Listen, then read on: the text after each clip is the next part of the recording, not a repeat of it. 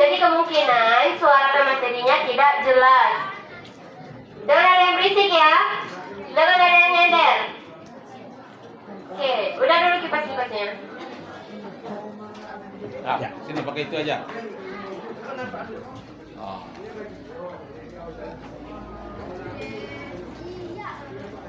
Assalamualaikum warahmatullahi wabarakatuh.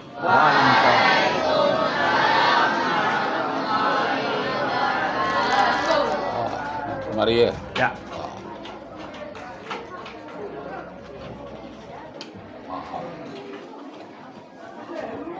Sedikit.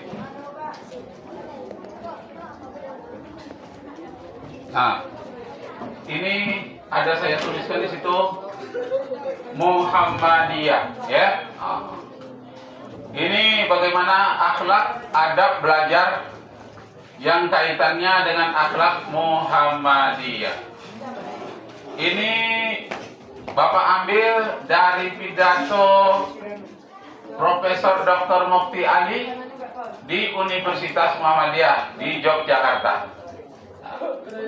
Bagaimana katanya akhlak adab belajar dalam Muhammadiyah? Yang pertama katanya intisari dari ajaran Muhammadiyah itu adalah, ini lupa S-nya nih, bersih. Tinggal S-nya, bersih. Jadi inti yang diajar oleh Kiai Haji Ahmad Dahlan melalui Muhammadiyah yang pertama bersih. Iko tidak bisa dibuka, Ustaz. Oh, bersih. Pak. Pak. Nih, ambil. Bagus, Ustaz. Ini bagus.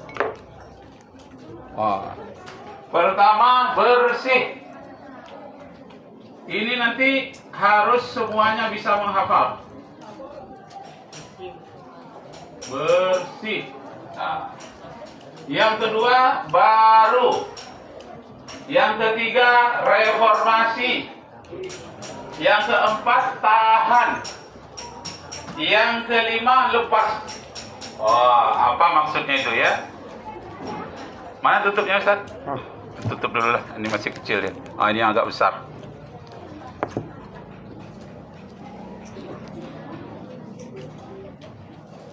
Nah, ya. Jadi intisari pelajaran akhlak adab dalam belajar menurut Muhammadiyah itu pertama bersih, baru, reformasi, tahan, lepas. Nah, bersihnya apa? Bersih dari TBC. Benar kan? Tahyul, bid'ah dan khurafat. Nah, itu intisari pelajaran adab dalam Muhammadiyah itu. Pertama harus bersih dari syirik, tahyul, bid'ah. Bersih dari T, B, C. Tahyul, bid'ah, khurafat. Itulah Kiai Haji Ahmad Dahlan mendirikan Muhammadiyah supaya tidak ada lagi tahyul di Indonesia. Karena di kalangan masyarakat Jawa, keturunan dari Hindu, Buddha masih lengket, masih terpengaruh. Karena itu datanglah ajaran Muhammadiyah melalui Kiai Haji Ahmad Dahlan, bersih, membersihkan dari syirik, bid'ah dan khurafat. Nah, yang kedua baru. Apa maksud baru ini? Mengadakan pembaharuan dalam pendidikan. Baru ini pembaharuan. Pembaharuan.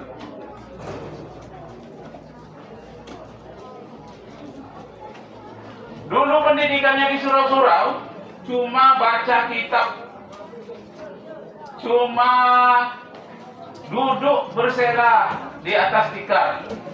Datang Kiai Haji Ahmad Dahlan, dia mengadakan pembaharuan. Duduk pakai kursi, dan menulis di atas meja. Maka pendidikan Muhammadiyah lah yang pertama membuat di Indonesia belajar model surau diganti dengan belajar sistem pakai bangku, pakai kursi, pakai meja, dan lemari-lemarinya diisi dengan buku-buku perpustakaan. Nah, waktu zaman penjajahan waktu itu tahun 1912. Tahun berapa? 1912. Lama itu. Kita dalam keadaan penjajahan Belanda. Yang berkuasa adalah Belanda. Kemudian yang ketiga, Muhammadiyah yang dibawakan oleh Kiai Haji Ahmad Dahlan itu reformasi pendidikan. Bagaimana reformasi pendidikan? Yang biasa dipelajari di surau-surau cuma rukun iman, rukun Islam, akhlak. Tapi setelah direformasi Kiai Haji Ahmad Dahlan belajar geografi, matematika, agama, bahasa Indonesia, bahasa Arab, bahasa Inggris, bahasa Belanda. Itu namanya reformasi pendidikan. Dulu tidak ada.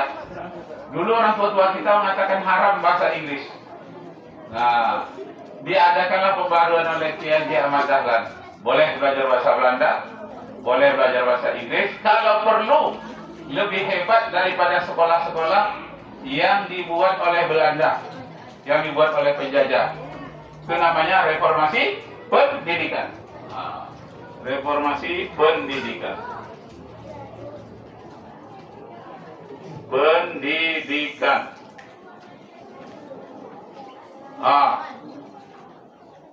Nah, berapa itu? 3 ya? 1, 2, 3. Bersih, baru, reformasi. Pendidikan yang reformasi, belajar geografi, belajar sejarah. Dulunya tidak, sekolahnya hanya belajar agama saja terus. Tidak ada pelajaran umumnya. Nah, setelah Muhammadiyah masuk, dipelopori Kiai Haji Ahmad Dahlan, pendidikannya belajar tentang kehebatan dunia, kehebatan teknologi, tapi tidak melupakan pendidikan agama berdasarkan Al-Quran. Surat 28 ayat 77. Buka Qurannya. Al-Qasas ayat 77. Wabtaghi fima atakallah darul akhirah wa la tansa nasibaka minad dunya wa ahsin kama ahsanallahu ilaik wa la tabghil fasada fil ardi innallaha la yuhibbul mufsidin. Surat berapa tadi? Surat 28 ayat 77. Nah, mana ya? Sudah baca.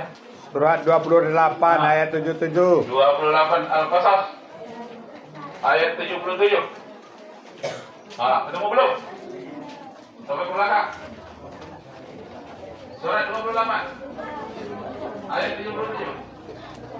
Ketemu? Walaupun listrik mati, tapi hati kita hidup. Hati kita tidak mati. Ilmu kita tetap berjalan. Mana Qurannya? Ya? Sudah? Ada? Ada? Ayatnya? Surat Al-Qasas. Udah ketemu? Udah ketemu? Oh, Ustadz, ini yang depan udah. Ada yang depan? Namanya siapa? Siapa yang depan? Sarul. Mana Sarul? Nasrul. Baca Rul. Baca ayatnya. Pakai mic. Woi, tolong dengar. Biar Bapak yang megang baca. Bismillah. Bismillahirrahmanirrahim. Ya. Wabtaghi fima ataqallahu ad-daral akhirata wa la tansa nasibak. Nah, dah cukup. Wala tansa nasibaka fid dunya. Sambung yang putri, kemana? Ayatnya baru separuh tadi. Tadi ada yang ganti, bagus suaranya. Siapa tadi? Pakai irama lagi. Wah, tertarik Ustaz dengarnya. Tidak, suara siapa tadi? Ah, Yo. Siapa yang udah ketemu? ketemu. Surat 28 ayat 7. Udah ketemu. Ah, mana? Baca. Oh. Jangan sembunyi-sembunyi. Tunjukkan bakatnya seperti anak singa tadi. Sekali dia ketemu dengan bakatnya, serigala itu kalah semuanya sama dia. Inilah diriku sebenarnya.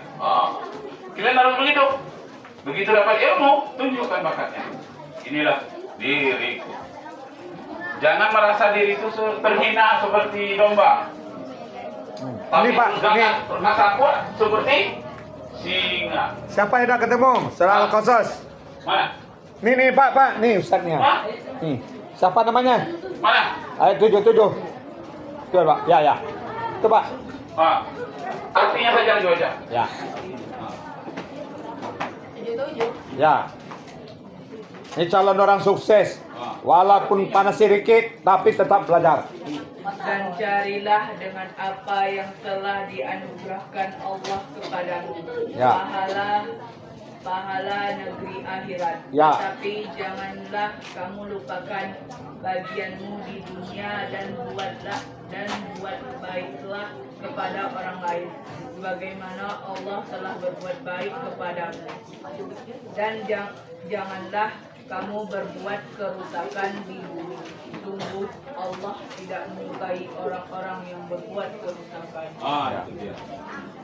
Wala tabghil fasada fil ardi. Inna Allah la yuhibbul mufsidin. Janganlah berbuat kerusakan di muka bumi.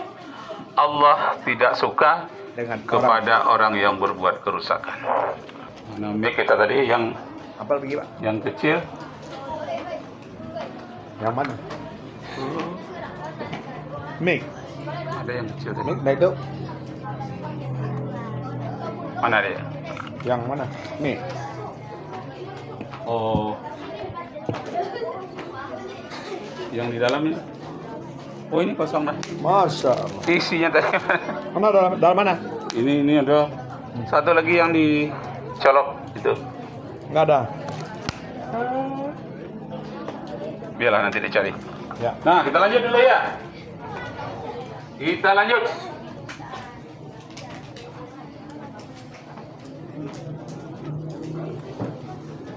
Ada yang akan dicolokkan kemari itu kecil. Kok habis kalau penuh kok? Hah? Penuh. Mati ya. Oh, oke. Oke, kita lanjut ya.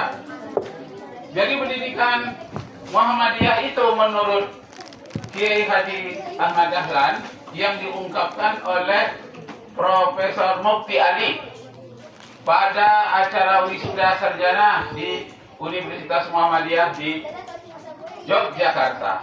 Nah, ini reformasi pendidikan, pembaharuan, bersih dari TBC, tambah lagi ditahan, mempertahankan Islam, mempertahankan Islam dari pengaruh Barat.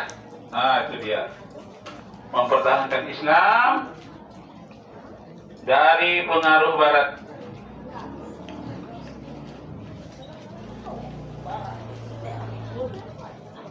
Jadi kehadiran Muhammadiyah menurut Profesor Mufti Ali adalah untuk membentengi daya tahan umat Islam terhadap gempuran budaya Barat, pendidikan Barat. Jadi Muhammadiyah maju, kalau Barat bisa maju, Indonesia juga bisa maju. Melalui Muhammadiyah seimbang dunia dan akhirat. Nah, dunianya maju, akhirat tidak terlupakan. Wa bataghi bima atakallahu darul akhirah ولا تنس نصيبك من الدنيا وأحسن كما أحسن الله إليك ولا تبغي الفساد في الأرض إن الله لا يحب المفسدين. Nah, yang kelima terakhir, tahan. Ya, karakternya pendidikan Muhammadiyah itu tahan. Tahan apa? Lepas. Lepas apa? Melepaskan diri dari penjajahan. Melepaskan diri. Melepaskan diri dari penjajahan.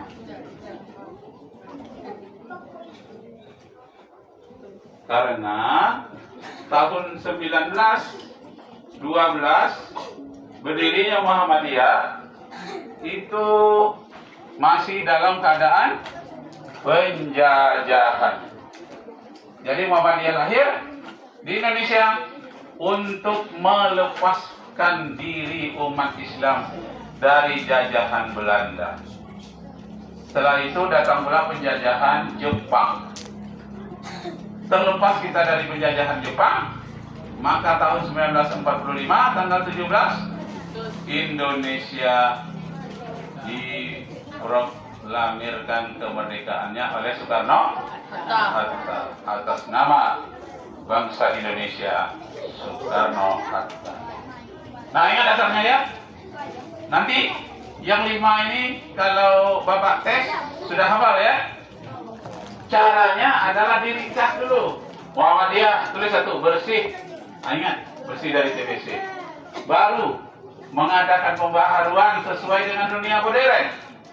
Jadi Muhammadiyah itu modern. Kemudian reformasi. Reformasi pendidikan ini tidak hanya belajar tentang ibadah, tentang puasa, tentang haji saja, tapi belajar juga matematika, biologi, kimia, dan fisika. Itu reformasi pendidikannya. Lalu tahan, mempertahankan Islam dari pengaruh Barat. Bahkan pengaruh mempertahankan diri dari Kristenisasi dan pengaruh-pengaruh Barat, Westernisasi dan Kristenisasi. Nah, ini. Yang kelima, lepas.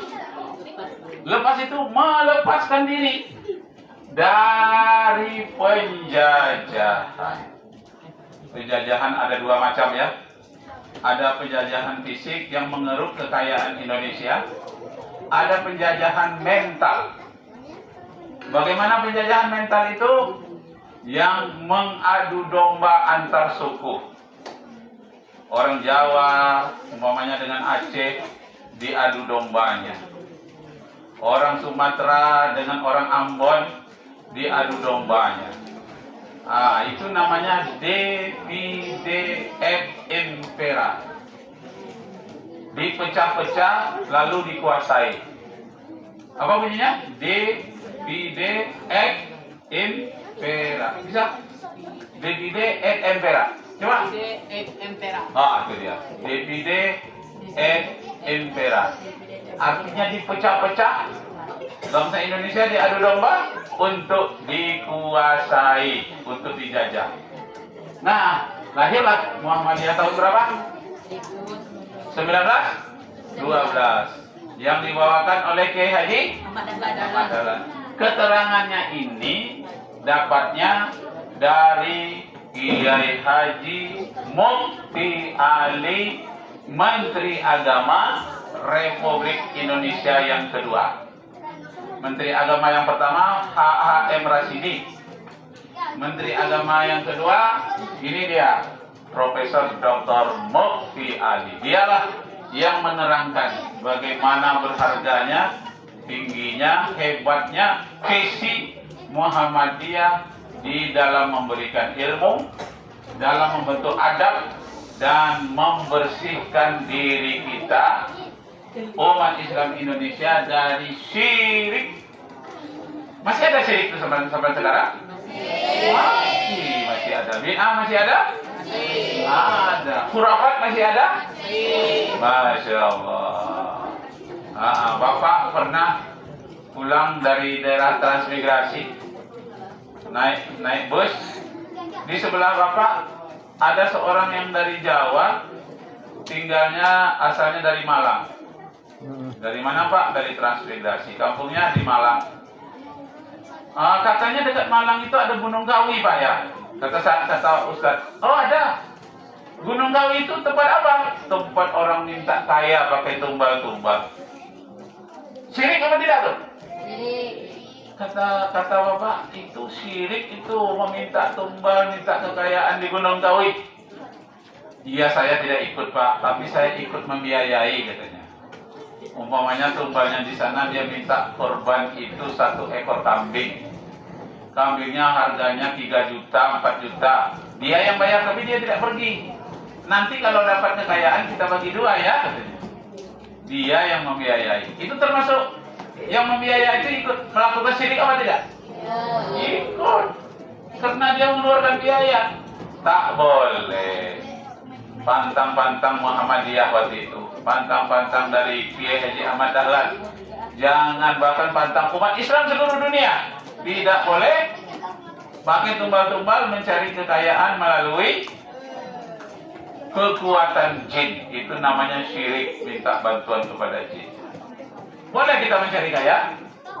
Boleh, tapi tidak boleh melalui jalan yang syirik.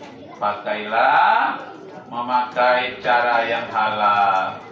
Maka Kiai Haji Ahmad Dahlan di sekolah-sekolah memberikan keterampilan kepada generasi muda. Istilah yang dia pakai sedikit bicara, banyak kerja. Ingat tuh? Apa pepatah yang sangat diingat dalam Muhammadiyah itu adalah sedikit bicara, banyak kerja. Nah, pekerjaannya ini bisa buka STM, ya bagian mesin. Bisa buka perawat, ya bagian kesehatan, kedokteran, ada bagian pertanian, SMK banyak sekarang ada bagian komputer, ya kan? Menjawab tantangan zaman. Nah, begitulah dahulunya ditanamkan oleh pendiri Muhammadiyah, tinggal kita melanjutkan sampai sekarang ini, berkembang sesuai dengan keadaan zaman. Zaman Kiai Haji Ahmad Dahlan dulu belum ada komputer, belum ada laptop. Sekarang kita menggunakan laptop. Zaman itu belum ada HP. Sekarang kita bisa menggunakan HP untuk belajar. Betul atau tidak? Hati-hati ya, penipuan melalui HP sekarang banyak.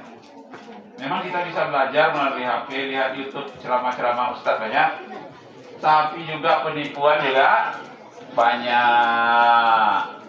Ditayangkan gambar-gambar porno juga banyak. Masya Allah. Hati-hati generasi muda. Itu maksiat itu banyak kali HP itu. Hati-hati itu. Makanya di pesantren pada umumnya HP itu ditahan kecuali ingin mendapatkan pelajaran waktu tertentu atau ingin menghubungi orang tua. Kalian di sini diatur nggak pakai pemakaian HP? Diatur? Nggak boleh bebas memakai HP. Karena bisa merusak akhlak kita kalau kita tidak pandai menggunakannya untuk hal yang positif. Bahkan banyak orang menjual narkoba melalui HP, hati-hati.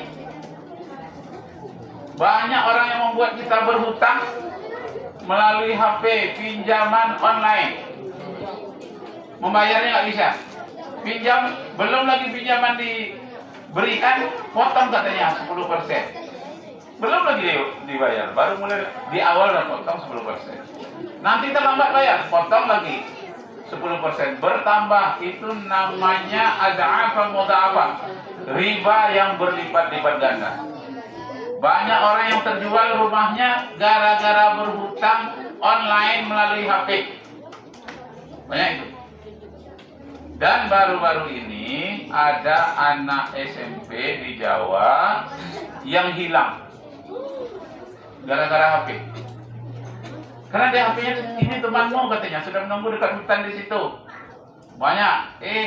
Tahu-tahu yang menunggu di situ bukan kawannya. Yang menunggu dekat hutan itu adalah orang yang melakukan penjualan organ. Tahu? penjualan organ, mati dia.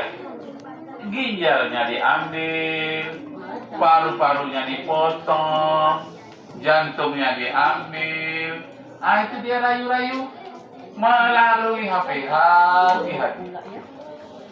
Melalui Facebook, ini temanmu katanya. Kan kita lama nggak ketemu. Sekali dia datangi bukan temannya di situ, preman yang bertato yang menunggu di sana. Oke, ganti. Yang putri juga begitu. Ini pacar lamamu udah datang kembali katanya. Dibuatnya fotonya di situ. Oh iya, aku merindukanmu. Datang ke sana. Tahu-tahu preman bertato, berjambang yang menunggu di situ. Enggak pulang lagi, menangis lah orang tuanya. Nak, udah 3 hari kau enggak pulang, nak. Tahunya kami kau tuh pergi ke pesantren Muallimin. Tahu-tahu kau hilang. Diperiksa lah oleh guru.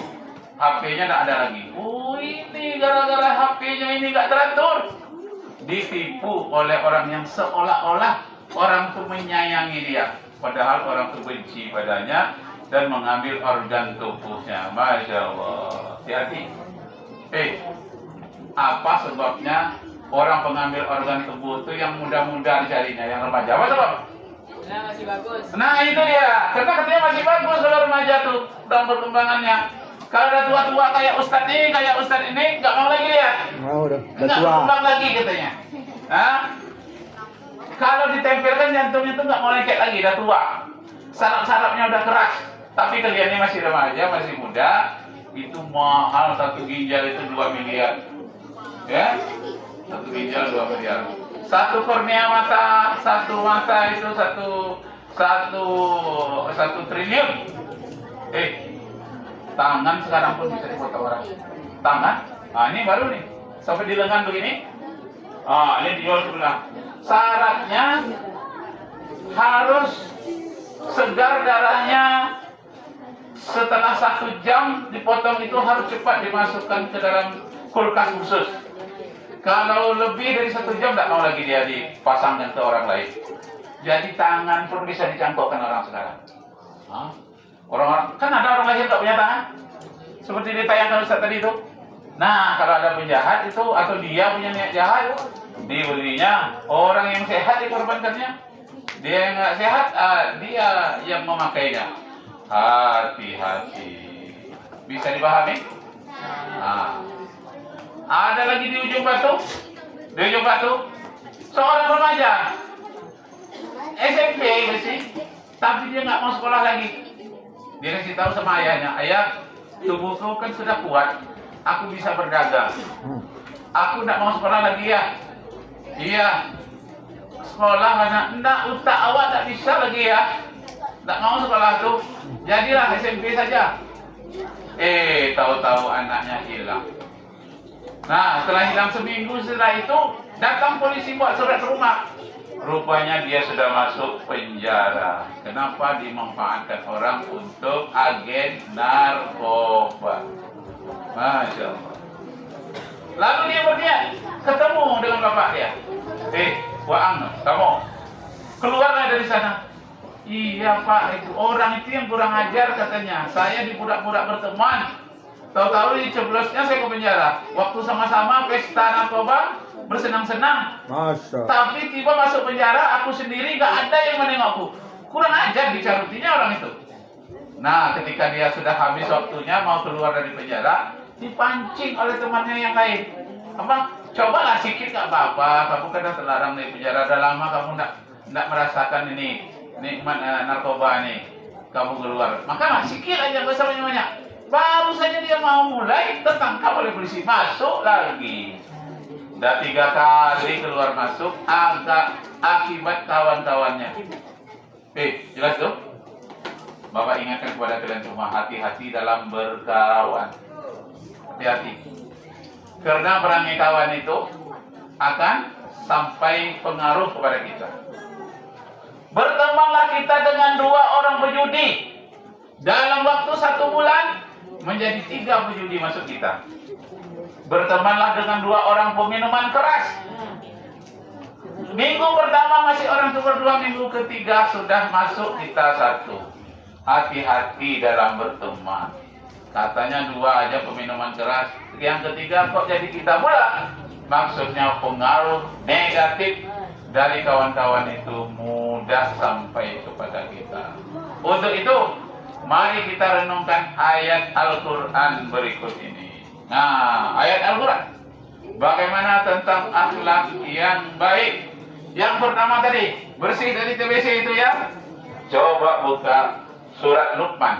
Surat yang ke-31 ayat 13, 14, 15. Ya bunayya la tusyrik billah inna syirka la zulmun azim.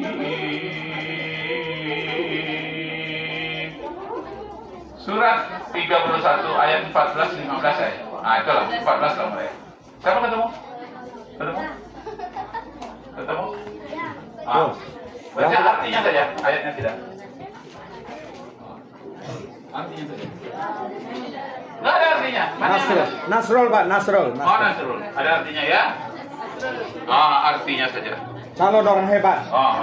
Artinya. Baca aja. Ya. Terjemahan. Iya. Dan kami perintahkan kepada manusia agar berbuat baik kepada kedua orang tuanya. Ibunya telah mengandungnya dalam keadaan lemah yang bertambah-tambah dan menyapihnya Ayat dalam berapa? usia 2 tahun. Ayat berapa tadi? 14. Ya. Betul. 14. Betul 14. Nah, coba ayat 13-nya. Naik ke atas sedikit. Ayat 13. Suara keras. Dan ingatlah ketika Luqman berkata kepada anaknya, ketika dia memberi pelajaran kepadanya, wahai anakku, janganlah engkau mempersekutukan Allah. Cukuplah. Ya. Janganlah kamu syirik, jangan kamu mempersekutukan Allah. Hei anakku. Betapa banyaknya orang menjadi tumbal, remaja-remaja yang jadi tumbal jin setan akibat perbuatan syirik. Itu orang yang pergi ke Gunung Kawi itu ditumbalkannya seekor kambing. Kambing itu dibelinya 6 juta, lalu dipotong di sana. Pulang dia, rupanya anaknya mati. Kenapa? Karena yang dipotongnya di situ kambing, tapi itu pada hakikatnya anaknya sendiri yang dia potong. Anaknya sendiri yang dia korbankan. Dia merasa memotong leher kambing untuk korban yang disulap oleh jin, yang sebetulnya dia memotong leher anaknya sendiri. Begitulah kejamnya perbuatan syirik. Anak yang paling kita cintai dipotong. Alasannya apa? Kamu akan cepat menjadi kaya. Lalu diceritakan orang dari Teran tadi menceritakan kepada Bapak, betulkah ada orang menjadi kaya dari Gunung Kawi itu? Betul, tapi kayanya hanya 1,5 tahun. Mobilnya 5, lalu dia punya hotel. 1,5 tahun hotelnya terbakar. 1,5 tahun mobilnya terbakar. Sudah itu dia menjadi melarat, lebih susah daripada yang pertama. Makanya jangan minta tolong kepada jin. Minta tolong hanya kepada Allah saja. Iyyaka na'budu wa iyyaka nasta'in. Hanya kepada Engkau kami menyembah, kepada Engkau kami mohon pertolongan. Jangan minta pertolongan kepada jin. Ya gitu. Bapak dulu waktu masih remaja menjadi tukang jahit. Itu pintu tempat Ustaz menjahit itu menghadap ke jembatan. Lalu jembatan itu digali, ditukar dengan jembatan yang baru. Nah, anehnya di bawah jembatan itu banyak ditemukan tulang-tulang remaja. Katanya kalau tidak dikorbankan remaja di jembatan itu, nanti jembatannya retak-retak. Jadi harus dikorbankan, ditumbalkan seorang remaja. Hati-hati, hei remaja, jangan mudah tertipu. Rupanya orang untuk menjual organ sasarannya remaja. Yang untuk tumbal jembatan juga remaja. Masya Allah. Katanya yang tua udah keras, tak mau izinnya. Remaja-remaja masih lembut katanya dikorbankannya. Nauzubillahi min zalik, begitu bahayanya. Nah, sekarang Ustaz kasih tip bagaimana terhindar dari setan-setan kalau nanti kita mau ditumbalkan. Mau? Baca dalam surat Yasin ayat 9. Sering-sering dibaca ayat itu. Itu menyebabkan mereka tak nampak oleh dia kalian yang akan mereka korbankan. Nggak nampak. Kenapa? Di depan kalian ada penutup, di belakangnya ada penutup, dan orang yang akan melakukan kejahatan itu matanya menjadi buta, la yubsirun, mereka tidak bisa melihat apapun. Surat Yasin ayat 9. Baca, ini baru ayat yang dibaca. Apa? Ini benteng kalian ya? Ya. Kalau ada hal-hal yang menakutkan pada kalian, baca itu. Ya. Min, Baca, dah ketemu. min aidihim, Dah ketemu. min khalfihim, Nasrul, Pak. Saddan. Nasrul. Ada. Baca ayatnya Nasrul. min khalfihim saddan fa'asainahum Baum, fahum la yubsirun. Baca, Nasrul. A'udzu billahi Dengar. minasyaitonir rajim.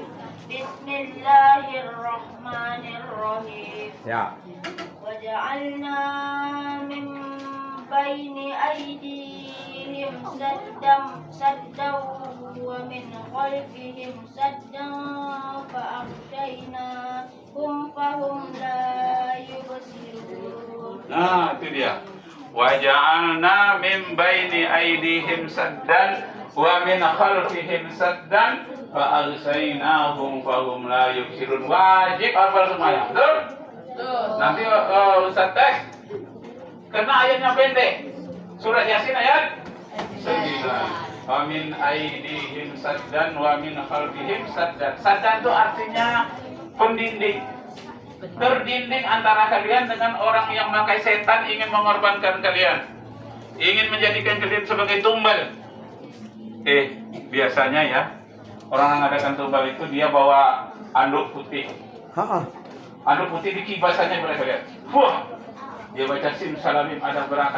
Wah, orang ini mau dijadikan aku tumbal dan mengeluarkan anduk putih. Cepat kita baca. Wa min khalfihim saddan fa'alsainahum fahum la yubsirun. Dia tidak akan melihat kita. Kita ulang bersama wajahnya. Kita ulang. Kita ulang sama-sama. Ya. Bismillahirrahmanirrahim. Wa ja'alna baini aydihim saddau khalfihim saddan fa'alsainahum fahum la yubsirun. Tiga kali. Sekali lagi. Wa ja'alna bi aydihim saddan wa min khalfihim saddan fa'alsainahum fahum la yubsirun. Terakhir, sekali lagi. Waja'alna, 2, 3. Waja'alna min aydihim saddan wa min khalfihim saddan fa'alsainahum fahum la yubsirun. Tes Ustaz lagi yang tes kan? Takbir. Saya istirahat dulu, udah capek. Silakan. Hafal aja, tidak harus hafal. Senjata itu. Assalamualaikum warahmatullahi wabarakatuh.